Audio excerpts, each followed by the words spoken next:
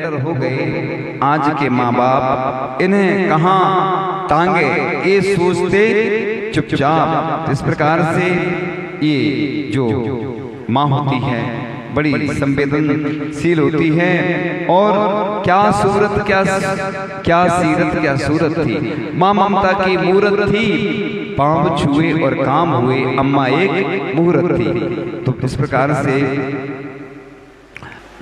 उन बच्चों की सुनता है खुदा जल्द दुआएं, जिन बच्चों के बचपन में गुजर जाती हैं माएँ। तो इस प्रकार से माँ से बड़ा दुनिया में कोई हो ना पाएगा। माँ की ममता का कोई क्या कर्ज चुकाएगा।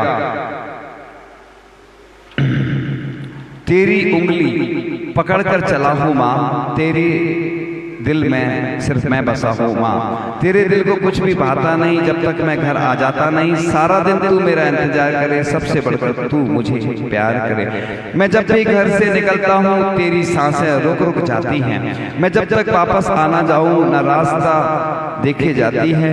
तू जितना मुझसे प्यार करे कोई और नहीं कर पाएगा। मैं जितना तुझसे प्यार करूँ वो कम ही रह जाएगा। घुटनों से रेंगते रेंगते कब पैरों पर खड़ा हुआ, तेरी ममता की छांव में जाने कब मैं बड़ा हुआ। काला टीका दूध मलाई आज भी सब कुछ वैसा है। इस प्रकार से तो माँ के बिना जिंदगी वीरान होती है। तन्हा सफर में हर राह सुनसान होती है। जिंदगी में माँ का होना जरूरी है। माँ की दुआओं से हर मुश्किल आसान होती है। इस प्रकार से माँ की जो ममता होती है बड़ी वो होती है। तो इस प्रकार से माता और पिता दोनों किस प्रकार से हमारे लिए सहयोग करते हैं। तो पिता की बात भी कर लेते हैं।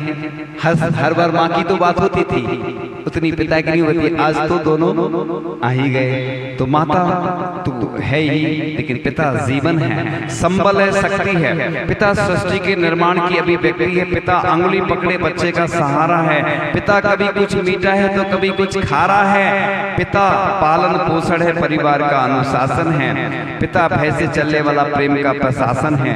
पिता रोटी है, कपड़ा है, मकान है, छोटे से परिंदे का बड़ा आसमान है। पिता अप्रदर्शित अनंत प्यार है। पिता है तो बच्चों को इंतजार है। पिता से ही बच्चों के ढेर सारे सपने हैं। पिता से ही बच्चों के ढेर सारे सपने हैं। पिता है तो बाजार के सब खिलौने अपने हैं। पिता से परिवार में प्रतिपल राग है। इसको अपन पिता की जगह गुरु भी लगा सकते ना। गुरु होते ना अपने माता पिता यानी अपने गुरु। तो इस प्रकार से पिता परमात्मा की जगत के प्रति आसक्ति है। पिता गृहस्थ आश्रम में उच्च स्थिति की भक्ति है। पिता अपनी इच्छाओं का हनन और परिवार की पूर्ति है। पिता रक्त में दी हुए संस्कारों की मूर्ति है। पिता एक जीवन को जीवन दान है। पिता दुनिया दिखाने का एहसास है। पिता सुरक्षा है अगर सिर पर हाथ है। पिता नहीं तो बचपन अनाथ है। जैसे हम लोग अनाथ हो गए ना, है तो गुरु, लेकिन जो दीक्षा दी, जिन्होंने हमें शुरू से लेके जिन्होंने साथ दिया, ऐसे गुरु के बिना हम लोग अनाथ हो जाते। पिता नहीं तो पिता से बड़ा तुम अपना नाम करो। पिता का अपमान नहीं अभिमान करो, क्योंकि माँ बाप की कभी कोई पाट नहीं सकता।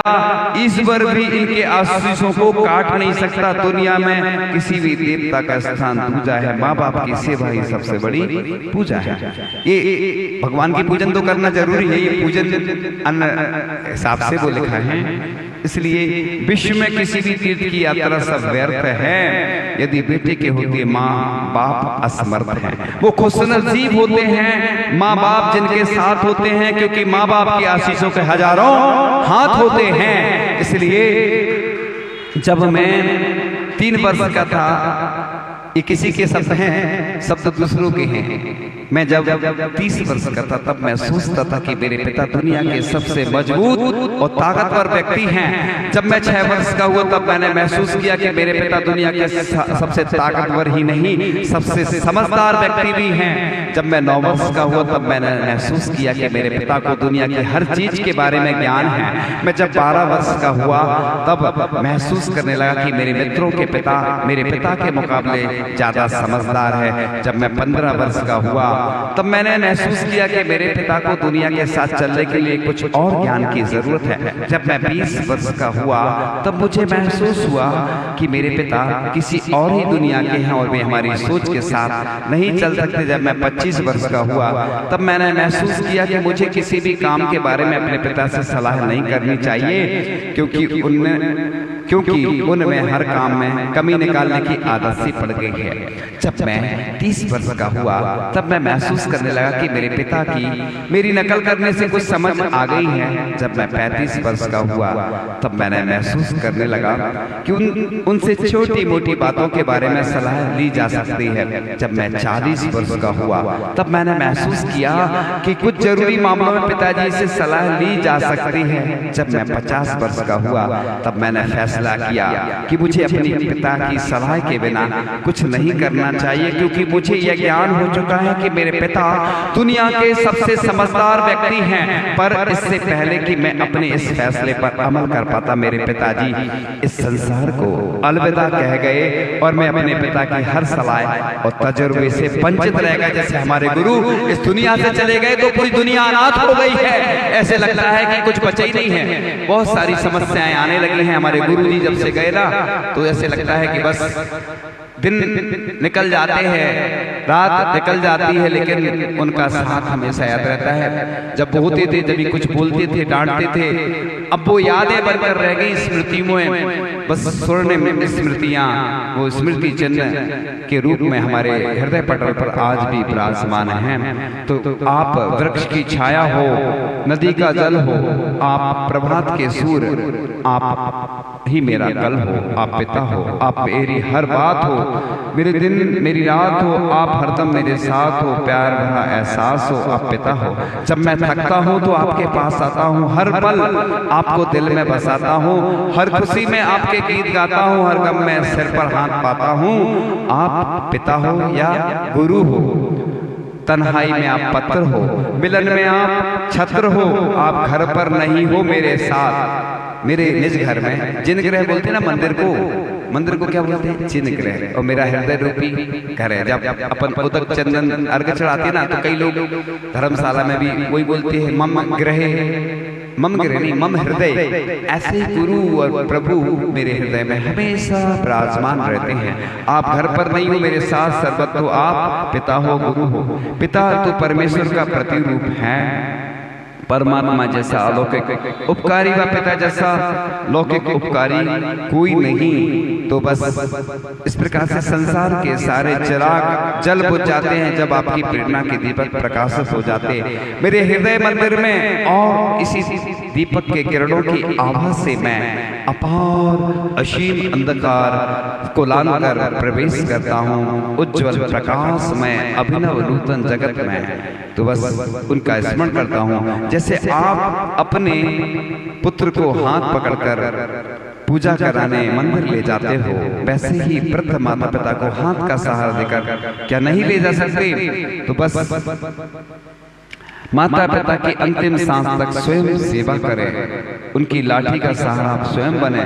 बाहर से आए तो उनके आवश्यक जो है वो क्रियाएं करें, उनको भोजन कराने के बाद ही स्वयं भोजन करें, सेवक की भांति विनय पूर्वक सेवा करें और चरणों में सिर झुकाकर दिन की शुरुआत करें। इसलिए प्रभु की पहले सेवा करने के बाद सुबह से उठते ना तो कई लोग चरण स्पर्श करते हैं, क्योंकि उनका आशीर्वाद अपन को प्राप्त होता है। जैसे आचार्य श्री जब सबसे पहले उठते थे तो जिनवाणी को नमस्कार करते थे। इसलिए आचार्य भक्ति सुबह से की जाती है कि अपने आचार्यों के कितने उपकार है हमारे ऊपर। शाम को भी की जाती है, दोपहर में नहीं की जाती, क्योंकि सुबह शाम महत्वपूर्ण होती है। इसलिए आचार्य जितने हैं देव सास गुरु सिद्ध परमेश जी देव हो गए, और जिनवाणी सुत भक्ति यानी शास्त्र, और आचार्य परमेश जी यानी गुरु। इस प्रकार से जितने भी मुनिराज होते हैं, जितने भी साधु होते हैं, वो सब देव सास गुरु की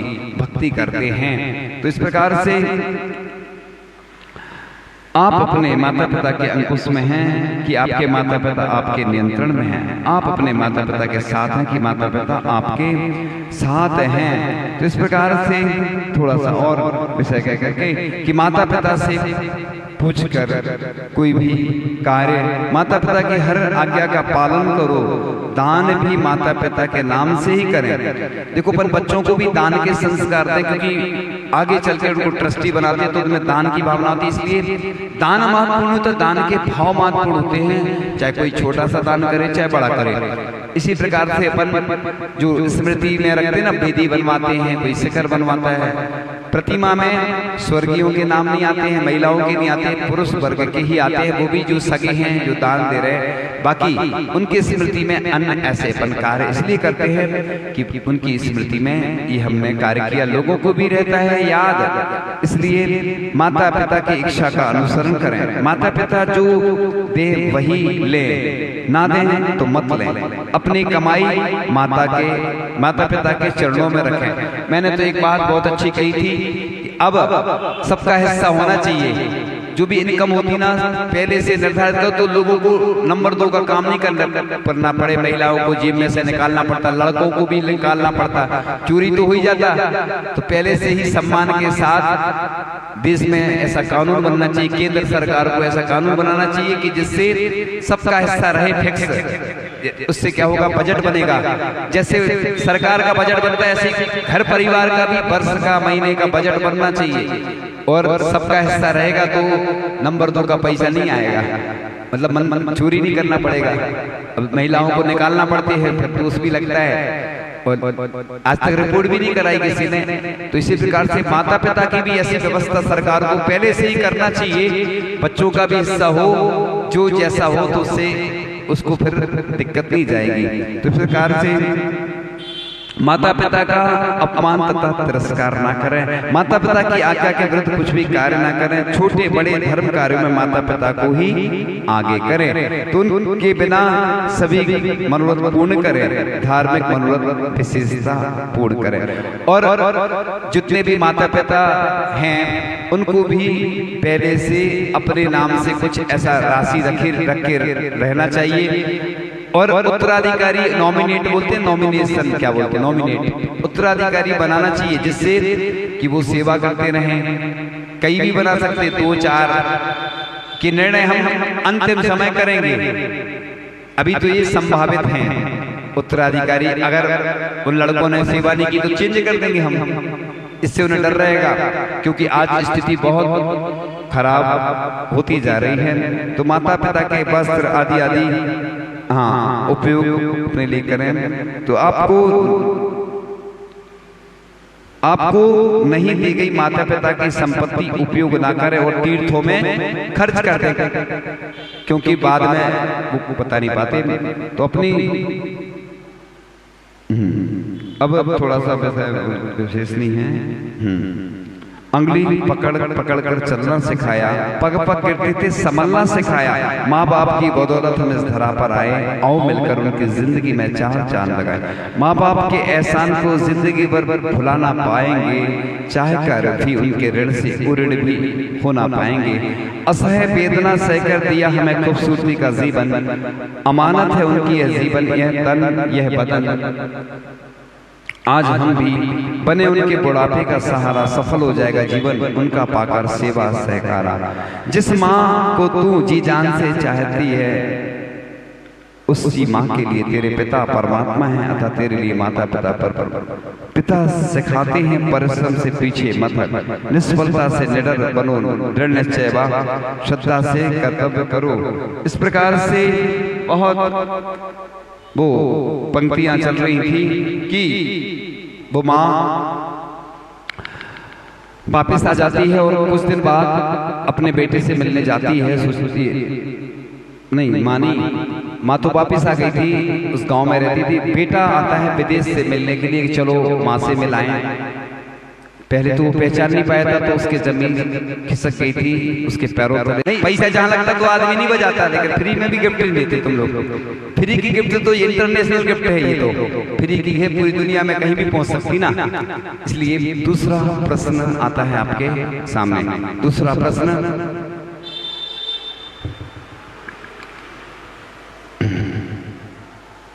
वो जो माँ थी उसके कितने बेटे थे जो भोजन तो देते थे, कितने दिन देते थे मतलब वो, हाँ सुनाया था, किस दिन नहीं देते थे। और मतलब दोनों प्रश्न आ गए। अब जैसे कोई थोड़ा जमी खिसक गई थी कि विदेश गई मिलने माँ, उसको बहुत दुख हुआ। अब बेटा आता है और गांव में आता है तो पूछता है इधर उधर, तो बस चाबी मिल जाती है उसको किसी के द्वारा कहीं पे। वो जैसे ही दरवाजा खुलता है तो वो पंक्तियां आ जाती हैं, चलो चिड़िया हुआ पूरा यहाँ का दाना है, जहाँ ताला लगाते थे वो दरवाजा पुराना है, पुरानी हो गई बस्ती पुराना सियाना है। वो सब पुराना हो चुका था, मकान सब इधर उधर पड़ा था। वो दरवाजा खोलता है और इधर उधर देखता है, माँ तो नहीं दिखती है, एक कागज का पत्र जैसा दिखता है। उस पत्र में वो पढ़ता जाता, लिखा था, बेटा मैंने कितनी गरीबी में तुझे पाला बड़ा किया, लेकिन मैं जब तुझसे मिलने गई तू मुझे पहचान नहीं पाया, मुझे बड़ा दुख हुआ। पहले जब तू छोटा था तो तेरी आंख खराब हो गई थी, मैंने अपनी आंख तुझे लगवा दी थी और मैंने पत्थर की आंख लगवाती थी। लोग मुझे कानी माँ कहकर पुकारते थे, मुझे बड़ा कष्ट होता था, लेकिन मैंने उस कष्ट को इसलिए सहन किया कि मेरा बच्चा जब बड़ा हो जाएगा तो बस उसका जीवन अच्छा बन जाएगा। बस मैं उस कष्ट को सहन करती रही, लेकिन जब मैं तुझसे मिलने गई तू मुझे पहचान नहीं पाया, मुझे बड़ा दुख हुआ। और बस वो माँ का पत्र पढ़ता जा रहा था और उसकी आंखों में आंसू आ रहे थे। लिखा है, कहते हैं कि बहते हुए आंसुओं ने आंख से बस इतना ही कहा, हमें क्या पता था एक दिन घर से निकाले जाएंगे। तो आंसू का घर क्या होता है? आंखें होती। इसलिए अब वो पढ़ता जा रहा है और वो समझ गया कि माँ अब इस दुनिया में नहीं है, वह चल बसी है। और बस वो बहुत दुखी हो रहे हैं कि अब पछताए का होते जब चिड़िया चुग गई खेत, अब पछताने से कुछ होने वाला नहीं है। और बस वो समझ जाता है कि माँ मेरे ही कारण वह बीमार तो थी।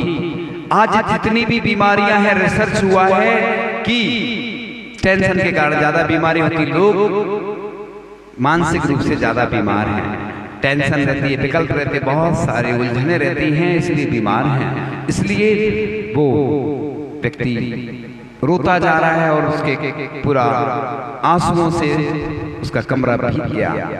पहले से अगर वो चेत जाता। ये कहानी उन दुनिया के उन माता पिता की है जो कष्ट को सहन करके पढ़ाई करवाते हैं बच्चों को। जब बच्चे धोखा देते हैं तो उनको बड़ा कष्ट होता है। आज शिक्षा पर जितना खर्च होता है, जितना पूरा कुटुंब तो नहीं बोल सकते, जितने में परिवार पूरा पढ़ लेता था, आज एक बच्चा पढ़ता है। कई लोग कर्ज लेकर पढ़ाते अपने बच्चों को, और बच्चों की स्थिति देखो जाकर तो लगेगा कि बताओ। इसलिए बच्चों में उत्साह जागृत करें, अच्छे से पढ़ाएं। ये कहानी उन सब माता पिता की है जो अपने माता पिता के लिए कुछ नहीं कर पाते हैं, इसलिए ये कहानी सबकी है।